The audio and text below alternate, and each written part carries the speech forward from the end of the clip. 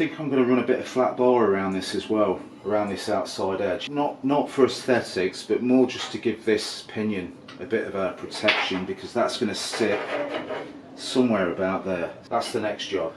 So back on the old ring roller. Right, for that I'm just going to use this 3mm bar.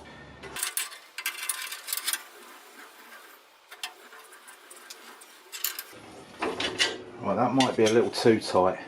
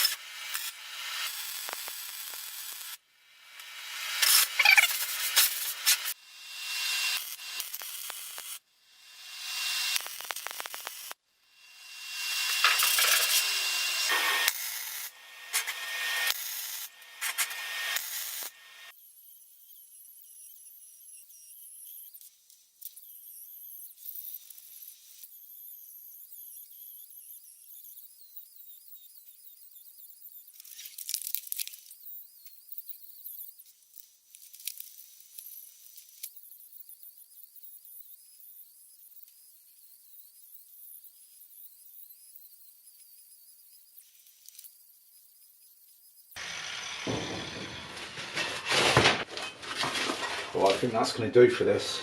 Right, so we're on the gearbox and pinion and coming up with some sort of bracket. Right, so that's roughly in place. And then I came up with this plate as a means to fit it all.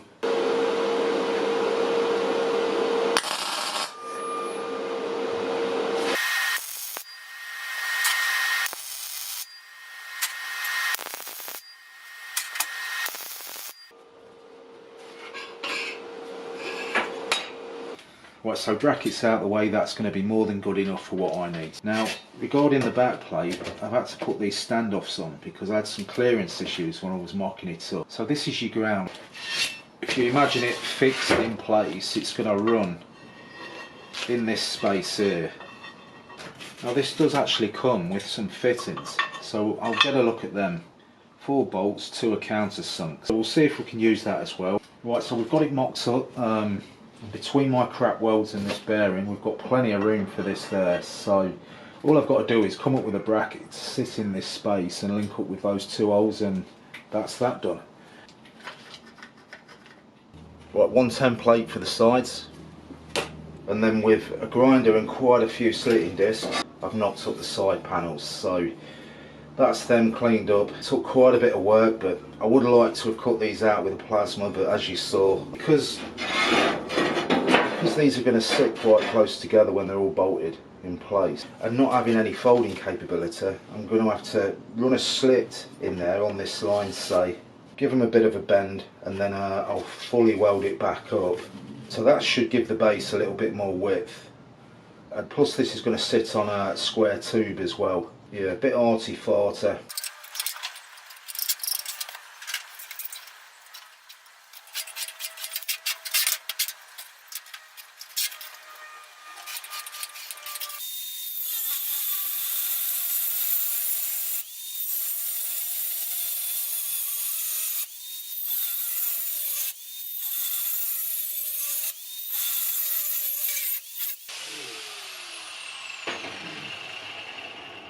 didn't want to go through there. We'll leave that there for now because I want to match both angles.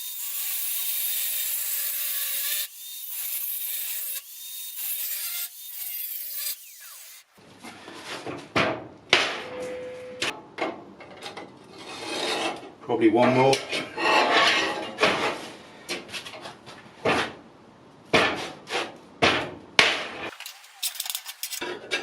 I think I'm going to settle for that.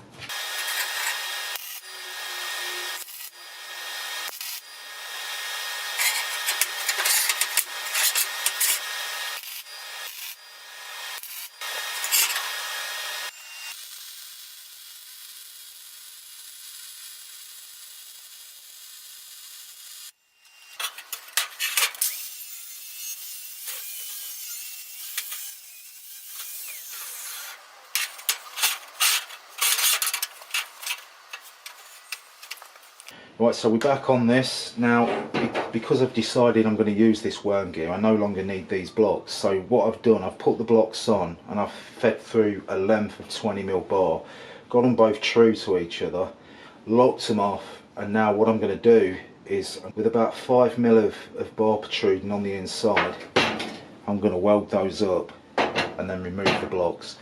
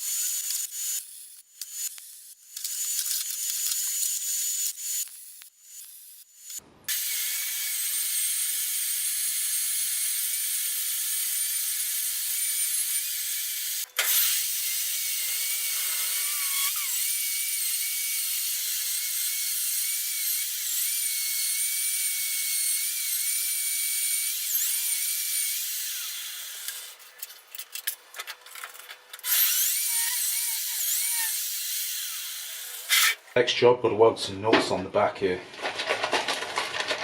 So we'll use these bolts just to hold them in place.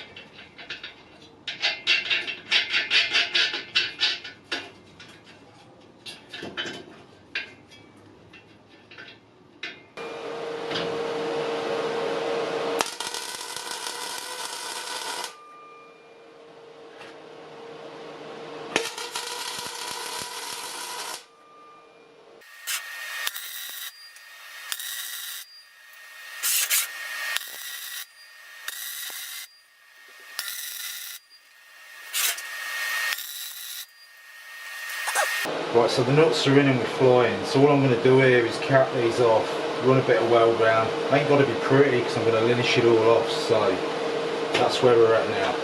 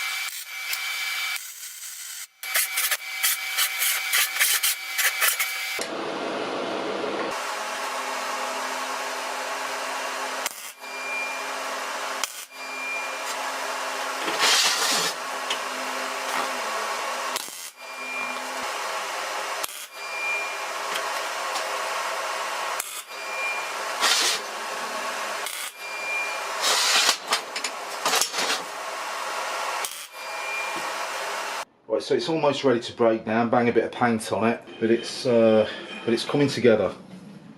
Now you saw my poor attempt at the worm gear mechanism. I'm not completely sold on that. It works, but not like I'd like it to. So I decided to bang this on, and it's just going to be a means to pivot it manually and lock it off with something like that. So I'm going to clean that up and make it look like one piece, hopefully. I think that's good enough.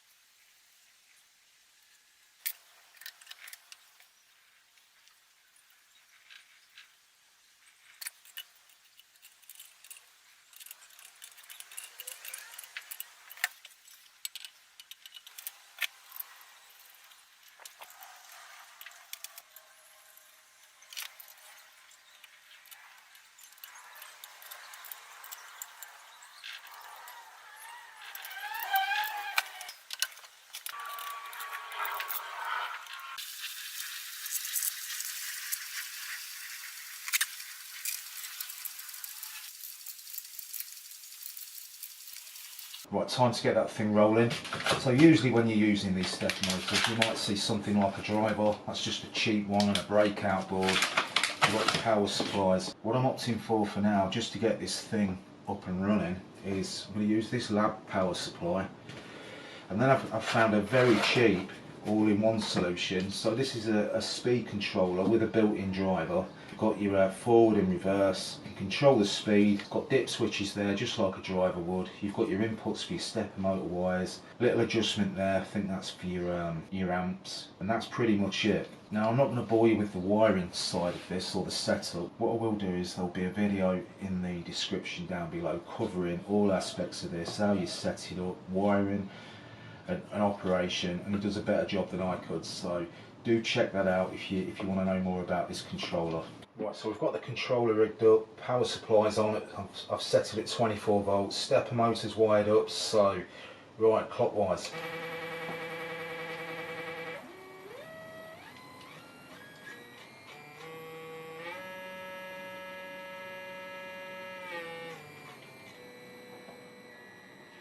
Go low up and go.